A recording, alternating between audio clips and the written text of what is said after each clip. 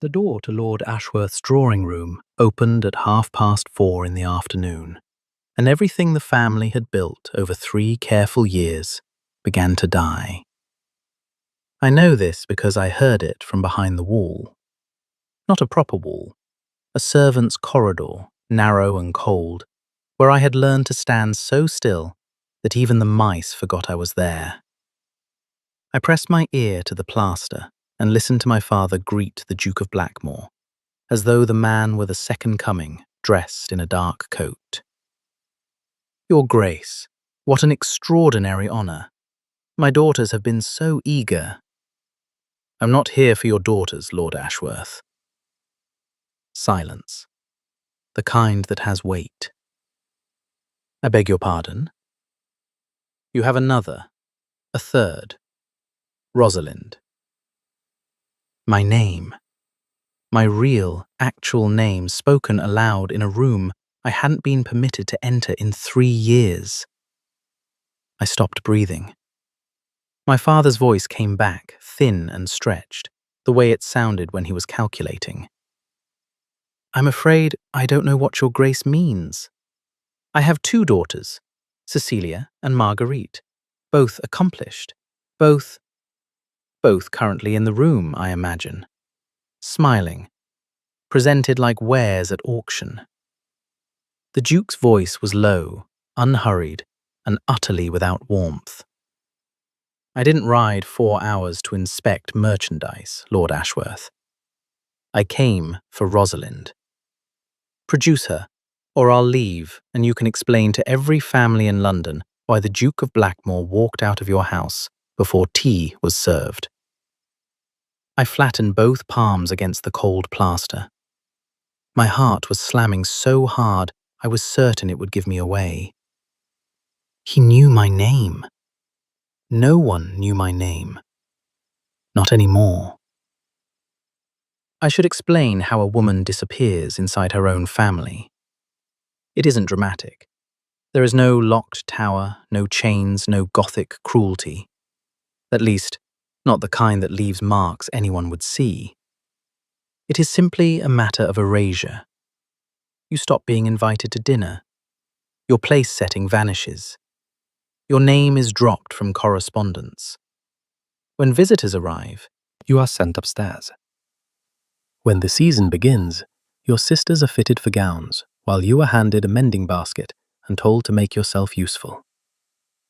I was 18 when my father decided I was a liability. The reason was simple.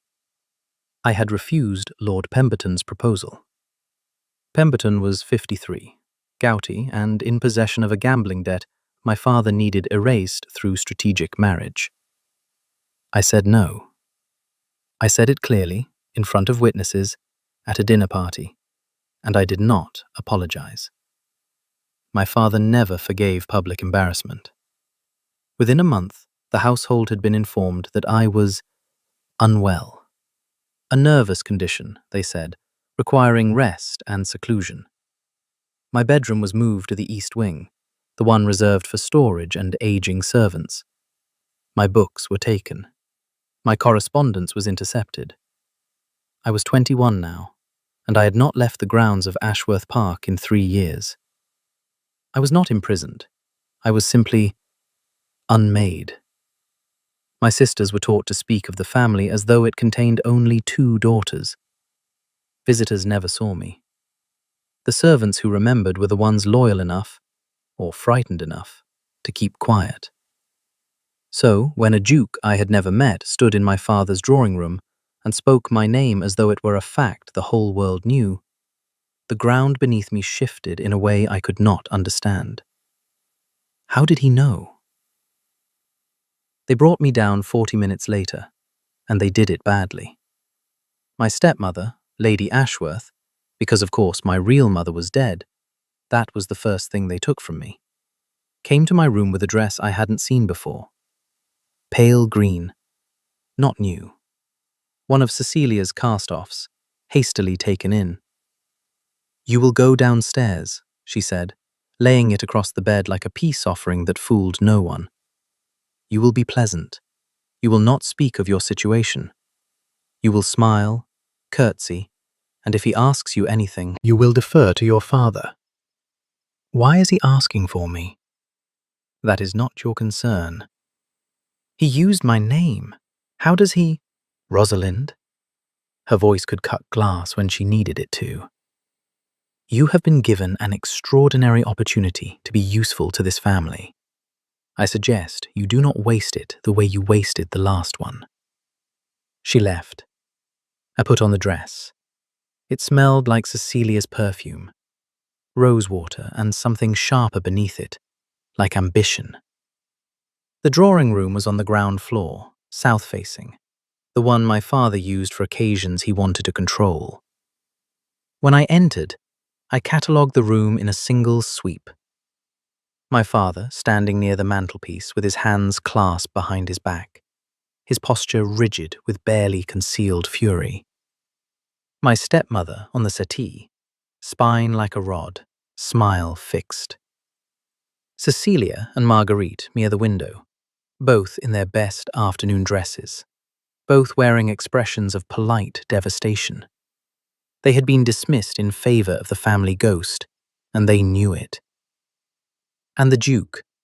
He stood near the far wall, half turned toward the bookshelves, as though he'd been examining titles while he waited. When I entered, he turned. I had expected old. I had expected Pemberton, some variation of sagging entitlement in an expensive coat. What I got was a man perhaps 30, tall, dark-haired, built with the kind of lean authority that comes from riding and discipline rather than leisure. Sharp jaw, sharp eyes, grey or possibly green in different light, and fixed on me with an intensity that made my skin prickle. He did not smile. He did not bow.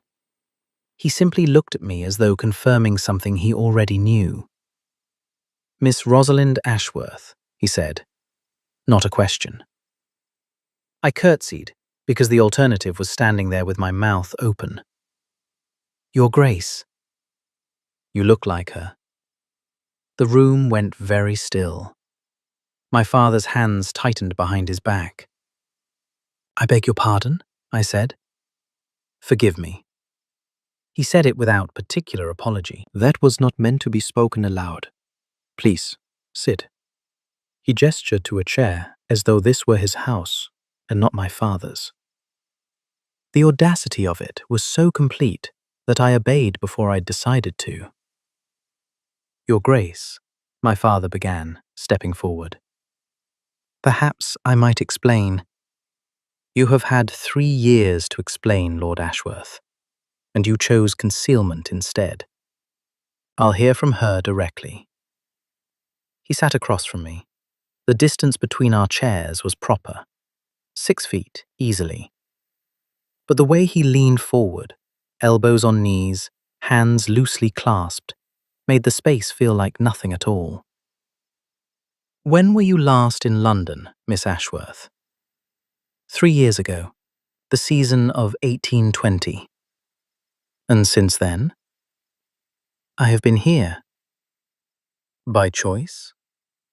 The question was a blade held out handle first. I could take it, or I could let it lie there. My father cleared his throat. Rosalind has been recovering from... I asked her. 3 words, and my father closed his mouth. I had never seen anyone do that to him.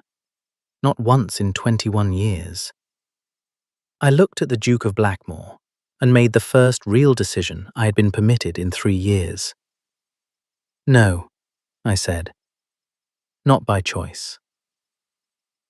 What happened next was chaos dressed in politeness. My father attempted to regain control of the conversation. He spoke of my health, my temperament, my unsuitability for society. Each word a small, precise nail driven into the coffin of my reputation. Lady Ashworth supported him with murmured agreement and sympathetic glances that never reached her eyes. The Duke listened to all of it.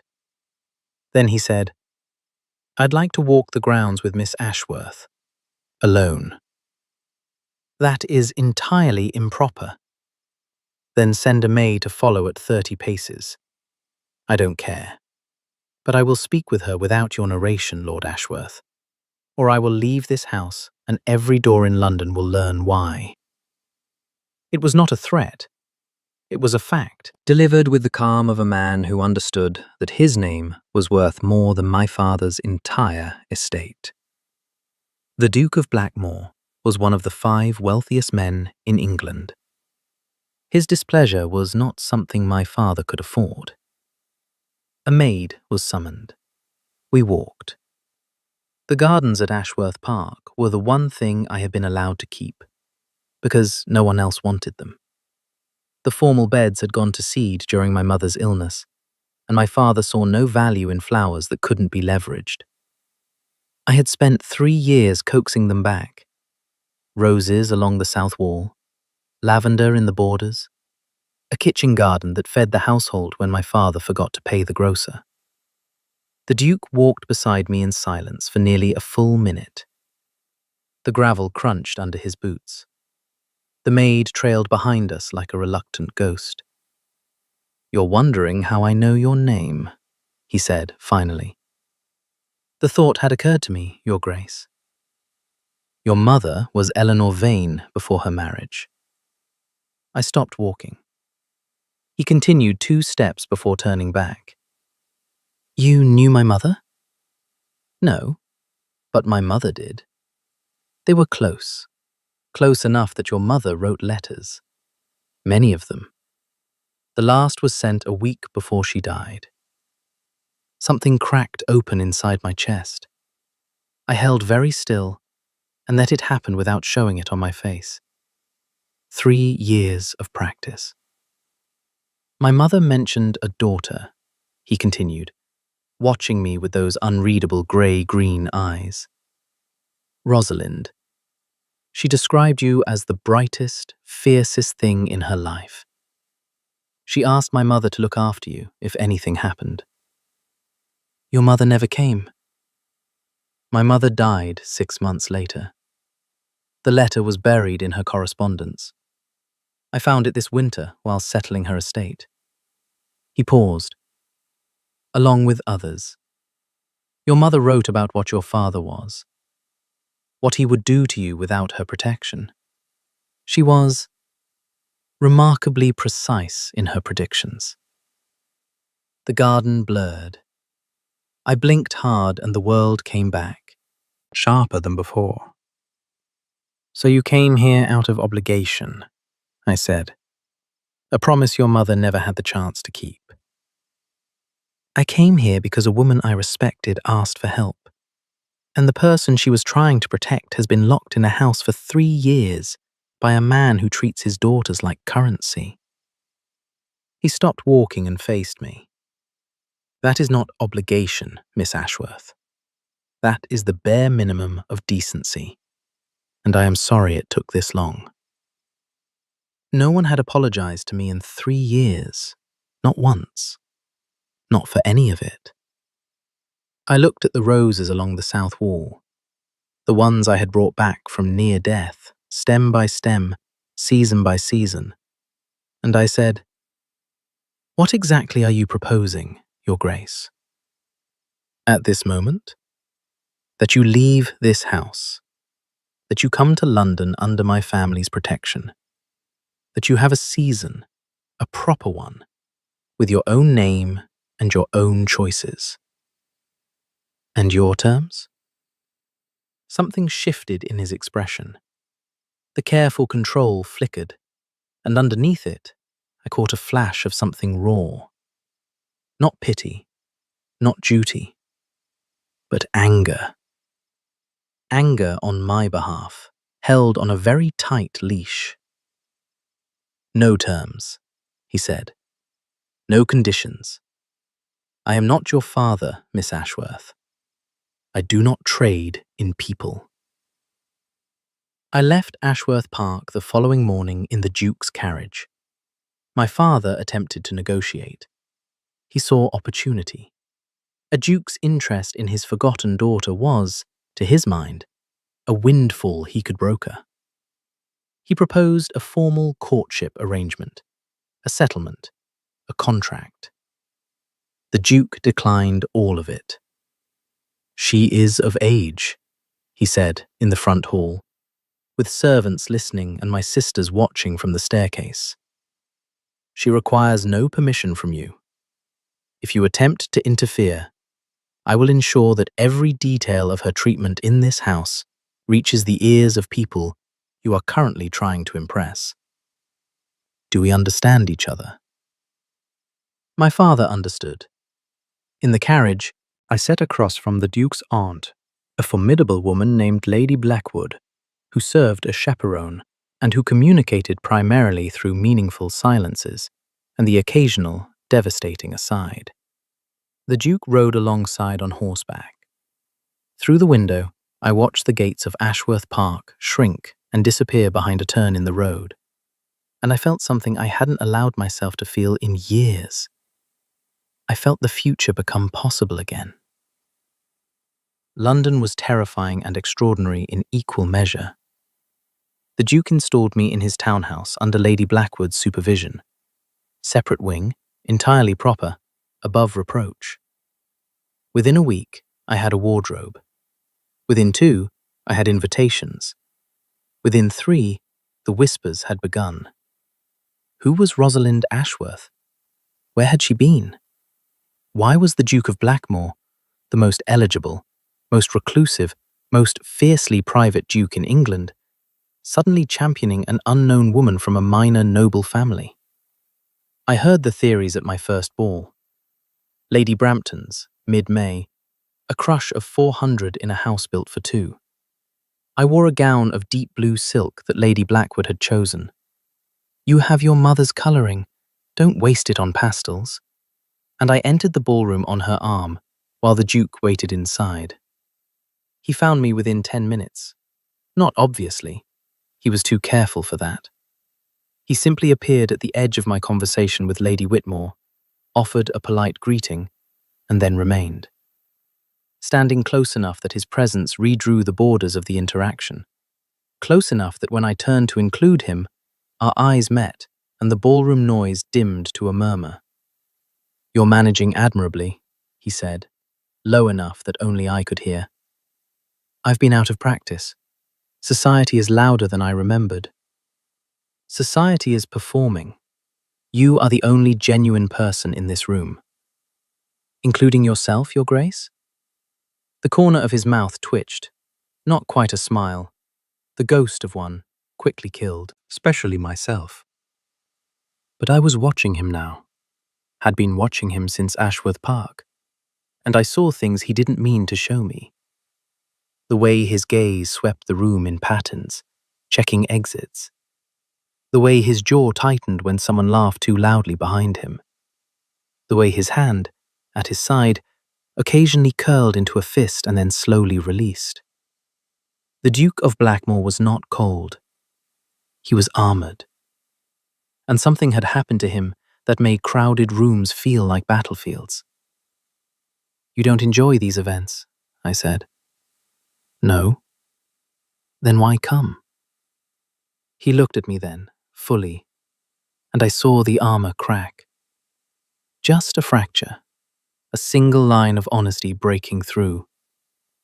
"Because you're here," he said, "and I told you I would make certain no one erased you again."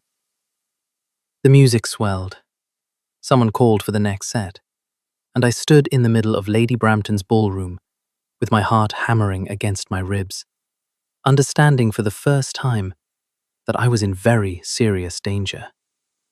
Not from society, not from my father, but from the quiet, controlled, furious man who had ridden 4 hours to say my name in a room full of people who had forgotten it.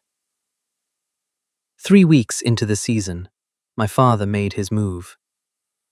I should have expected it. A man like Lord Ashworth does not lose a piece from his board without attempting to recapture it. The weapon he chose was not confrontation. It was rumor. It began in the drawing rooms, a whispered suggestion that the Duke's interest in me was not charitable, but compromising. that I had been kept at Ashworth Park not because of my father's cruelty, but because of a scandal, an indiscretion, a fall, a child perhaps, and the Duke was involved. That his sudden appearance was not rescue, but damage control. The rumor was elegant in its cruelty. It explained the Duke's behavior, my seclusion, and my sudden reappearance in a single, poisonous narrative. And it spread through London's drawing rooms like fire through dry grass. I learned of it from Lady Blackwood, who told me over breakfast with the calm precision of a general delivering field intelligence. "Your father has been busy," she said, buttering her toast. "Half of Mayfair believes my nephew ruined you and is now parading his guilt around ballrooms." The bread turned to chalk in my mouth. That's a lie. Obviously. But lies don't need to be true to work. They only need to be believed long enough to do damage. The Duke was less measured. I found him in the library that evening, standing at the window, a glass of something dark in his hand, untouched. When I entered, he didn't turn. "You've heard," I said. "I've heard." "What will you do?" He was quiet for so long I thought he might not answer. Then he set the glass down, carefully, precisely, as though the act of placing it on the table required all his concentration, because the alternative was throwing it through the window. "What I want to do," he said, "is ride to your father's house and dismantle him publicly, brick by brick, until there is nothing left of his reputation or his comfort." "And what will you actually do?" He finally turned. In the firelight, his face was half shadow, half golden warmth, and the expression on it made my breath catch. Not anger, not calculation, but something raw and barely contained. "Whatever you tell me to do," he said. "This is your life, Rosalind, your name. I won't fight your war without your orders." It was the first time he'd used my Christian name. It landed exactly the way the master prompt predicted. Like a thunderclap, like a door opening, like the world tilting 3 degrees and never tilting back. "Rosalind," I repeated. "Forgive me, Miss Ashworth, No." I took a step closer, then another. The fire crackled between the silence. "Say it again." His jaw worked. Something in his eyes, the armor, the control, the careful distance, strained against its rivets. "Rosalind." "My name," in his voice. In the quiet of a London library, with rain beginning to tap against the windows, I should have stepped back. I should have remembered the rules, the propriety, the exact calibration of distance that kept us both safe. Instead, I said, "What is your name? Your real one, not your title." "Edmund." "Edmund." I tasted it. He watched me taste it, and I saw his hand, the one at his side, curl into a fist and slowly, deliberately release. "I want to fight my own war, but I would like you beside me when I do." He nodded once, just once, and then he walked past me toward the door, close enough that his sleeve brushed my arm, and the contact, that single inch of wool against bare skin, sent a shock through me so violent I had to press my hand against the bookshelf to steady myself. He paused in the doorway. Without turning, he said, "Tomorrow, your father will be at Lord Colton's dinner. We'll go together." The door closed behind him. The rain intensified, and I stood alone in the library, on fire from wrist to collarbone, understanding that whatever was happening between us could not be contained by rules or distance, or the careful fiction that this was only rescue. Lord Colton's dinner was a battlefield disguised as a dining room. 40 guests, long table, candlelight turning crystal to stars. My father was there. I saw him the moment we entered, seated near the center, already smiling at someone with the easy charm that made people trust him. Lady Ashworth beside him, impeccable. When he saw me on the Duke's arm, his smile didn't falter. That was more frightening than if he'd scowled. The evening proceeded with agonizing civility. Courses arrived and departed. Conversation flowed around topics designed to display wit without revealing anything real. I sat 4 seats from my father and felt his attention like a blade pressed flat against my skin. Not cutting, not yet, but letting me know it was there. The detonation came between the fish course and the roast. Lady Pemberton, wife of the very Lord Pemberton I had refused 3 years ago, raised her voice just enough to carry. "Miss Ashworth, how delightful to see you in society again. We had all heard you were indisposed." The pause before the last word was a masterwork of insinuation. "Tell me, does your recovery owe itself entirely to His Grace's generosity?" Every fork at the table slowed. The room was listening now, pretending not to. This was it. The rumor given a public stage. My father had armed her. I was certain of it. One glance at his face confirmed. Carefully blank, watching, waiting to see if the trap would close. I set down my wineglass. I looked at Lady Pemberton with 3 years of silence and erasure coiled behind my teeth. "My recovery," I said, my voice carrying clearly, "owes itself to the fact that I survived being hidden by my own family for 3 years because I refused to marry your husband." The silence that fell was not the polite kind. It was the silence of 40 people collectively realizing they were witnessing something that would be discussed for the rest of the season. Lady Pemberton went scarlet. My father's mask cracked. A flash of fury quickly smothered. "Lord Pemberton proposed when I was 18, I continued, because I had started and there was no going back, and I discovered I didn't want to go back. He was 53. He was in debt. My father needed the alliance. I said no. And for that, I was removed from society, moved to a storage wing, and told I did not exist. If anyone at this table has heard rumors about why I disappeared, now you have the truth. Make of it what you will." The room erupted, not in noise, but in motion. Glances exchanged like currency, hands raised to lips. The social calculus of 40 powerful people recalibrating in real time. My father stood. "Rosalind, sit down, Lord Ashworth." The Duke's voice cut through the room like a blade through silk. He hadn't raised it. He hadn't needed to. He was standing now, and in this room full of lords and ladies, the rank differential was absolute. My father was a baron. The man facing him could buy his house, his land, and his name, and have enough left for a modest country estate.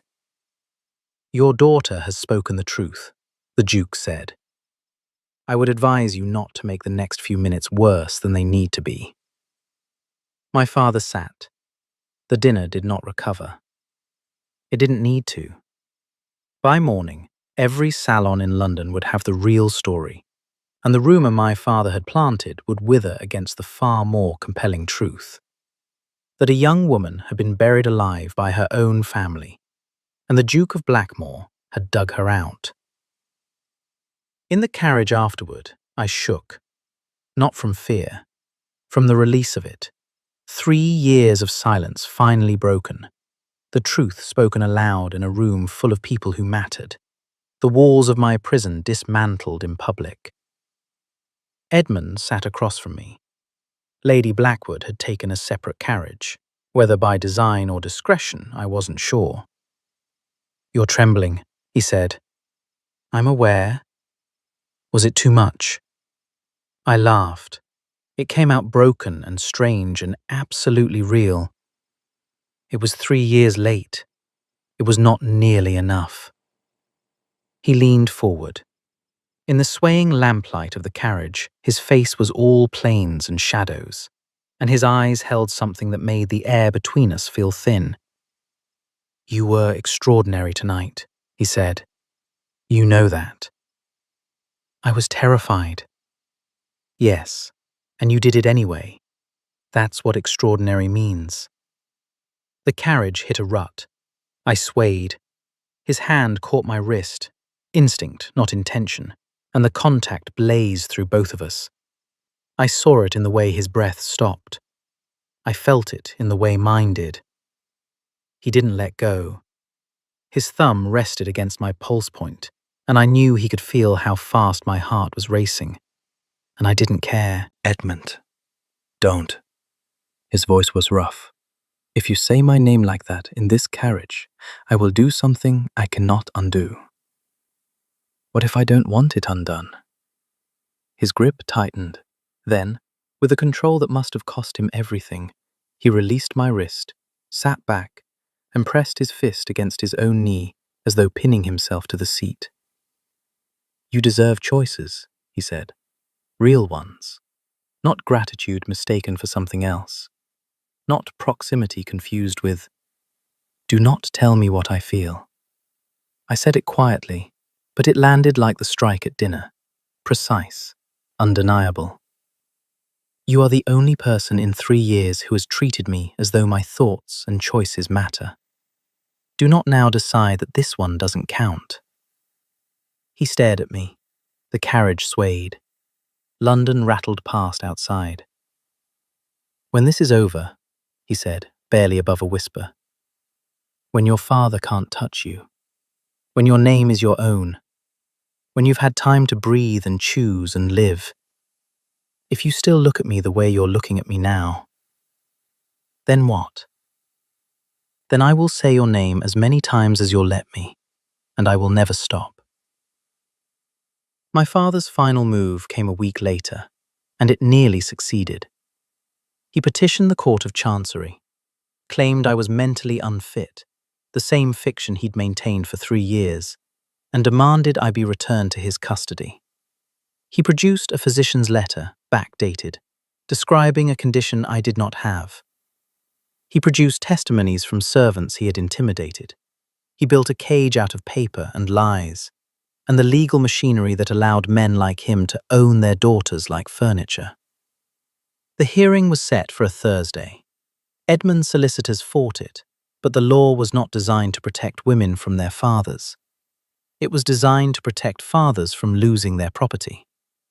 I found the letters on Wednesday night. Not my mother's, Edmund's mother's. Lady Blackwood had kept them, bundled in a hatbox in the townhouse library. And when I'd asked to read them, all of them, not just the ones Edmund had mentioned, she'd handed them over without a word. My mother's correspondence with the Duchess was longer than Edmund knew. Years of letters, and buried in them, carefully, as though she knew someone might someday need the evidence. My mother had documented everything. My father's debts, his schemes, the specific transactions he had made with his daughter's futures. Names, dates, amounts. She had written it all down and sent it to the one person she trusted outside the family. The chain was there. My mother wrote the letters. The Duchess received and kept them.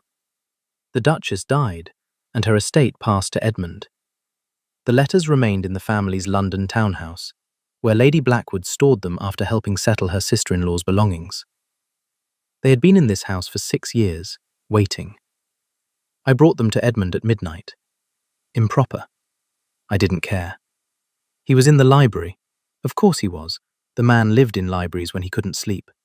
And when I entered with the bundle in my hands, he looked up from his desk with an expression that shifted from surprise to concern to something fierce and focused when he saw what I was carrying. "My mother's letters," I said. "All of them. She documented everything he did. Every debt. Every arrangement. Every lie." He stood, came around the desk, took the letters from my hands, and his fingers brushed mine, and neither of us pulled away. "This is enough," he said, reading. His eyes moved fast, and I watched the soldier in him surface. The strategist, the man who understood that wars are won with evidence as much as courage. "Rosalind, this is more than enough. This destroys his petition.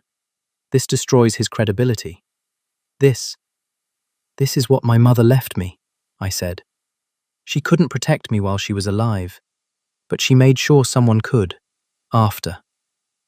He looked up from the letters, and the armor, all of it, every plate, every rivet, fell away, and I saw the man underneath. Not the Duke, not the rescuer, not the strategist, but Edmund, whose mother had also died, who had also been left behind, who understood exactly what it meant to receive love from someone who was already gone. "She would be proud of you," he said. "God, she would be so proud." I kissed him, not elegantly, not with the careful choreography of a Regency romance. I put my hands on his face and I kissed him because I was done waiting for permission from a world that had never given me anything I hadn't taken for myself. He went still. 1 heartbeat, 2, and then his hands were in my hair and he was kissing me back with 3 months of restraint collapsing into a single, devastating point of contact. He tasted like whiskey and firelight and the breaking of every rule I had ever been taught. And when we finally pulled apart, both breathing ragged, his forehead pressed against mine, he said, "I was supposed to wait. You waited long enough. We both did." The hearing on Thursday lasted 40 minutes. Edmund's solicitors presented the letters. Every transaction, every lie, every debt leveraged against a daughter's future. My father's physician was discredited. The letter's date preceded an examination that never occurred. The servants' testimonies collapsed under questioning that revealed coordinated phrasing. But the moment that mattered, the one I will carry for the rest of my life, came when the judge asked me directly whether I wished to remain under the Duke of Blackmore's protection or return to my father's household. I stood. I looked at my father, smaller than I remembered, diminished by a courtroom that did not bend to his will the way his household did. "I am 21 years of age," I said. "I am of sound mind. I have been hidden, silenced and erased by a man who saw his children as currency. I do not wish to return. I wish to live." The petition was dismissed. My father left the courtroom without looking at me. Lady Ashworth followed, her face a mask of humiliation. Cecilia caught my eye from across the room and gave me the smallest nod. Not forgiveness, not alliance, but acknowledgement. I'll take it. Outside, in the pale spring sunlight, Edmund offered me his arm. I took it.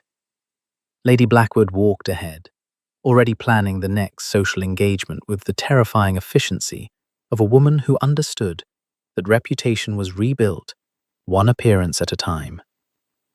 "What happens now?" I asked. "Whatever you want," he said. That was always the point. He proposed 6 weeks later, in the garden of the London townhouse, on a Tuesday afternoon with no witnesses except the roses I had been coaxing into bloom along the south wall, because I could not stop making things grow, even in the city, even in borrowed soil. He did not kneel. He stood in front of me, holding a ring that had belonged to his mother, and said, "I came to Ashworth Park because of a letter. I stayed because of you. I am not offering you rescue. You rescued yourself the moment you said no at that dinner table 3 years ago. I am offering you partnership. A life where your name is spoken, your voice is heard, and no one, including me, gets to decide what you deserve. Including you, I said, because even in this moment I could not stop pushing back. It was how I'd survived. It was how I'd live. Especially me. The ghost of a smile. The one I had learned to watch for. Rare, real, and entirely mine. You are the most formidable person I have ever met, Rosalind Ashworth. And I would very much like to spend the rest of my life trying to keep up. I took the ring. I put it on myself, because I was done with having things done to me. Yes, I said, but I'm keeping the garden. He laughed. A real one. Full, startled, the sound of a man who had forgotten he could make that noise. And I thought, there it is. That is the sound of someone coming back to life. Both of us. Coming back to life. We married in September, at the estate in Derbyshire, with the autumn light turning the chapel windows to gold. Lady Blackwood sat in the front row and did not cry, though her handkerchief appeared twice. Cecilia came, alone, without our father, and I held her hand briefly before the ceremony, and felt the first fragile thread of something that might, with time, become sisterhood again. The roses from the London garden were arranged along the altar rail. I had cut them myself that morning, thorns and all. A year later, standing in the library of our home, I found the last of my mother's letters. Not addressed to the Duchess this time, addressed to me. It had been tucked inside the cover of a book of poetry she'd given to the Duchess years before their deaths, passed along with the rest of the Duchess's collection when Edmund inherited the estate. Lady Blackwood, while cataloguing the library, had discovered it and set it aside without opening it. The letter said, "My dearest Rosalind, if you are reading this, then the world was not kind enough to let me stay. But you are here. You survived. And that, my darling girl, was all I ever needed you to do. Everything else, the love, the freedom, the life you will build, that is yours. You owe it to no one, least of all me. I love you. I loved you first, and I loved you most, and nothing that comes after will change that." I read it in the library, in the chair by the fire, with Edmund's coat draped over my shoulders, because I'd been cold, and he'd noticed before I did. The roses outside the window were blooming again. They do that, when someone tends to them, when someone refuses to let them die, season after season, until the roots hold, and the soil is right, and the light finds them. They bloom.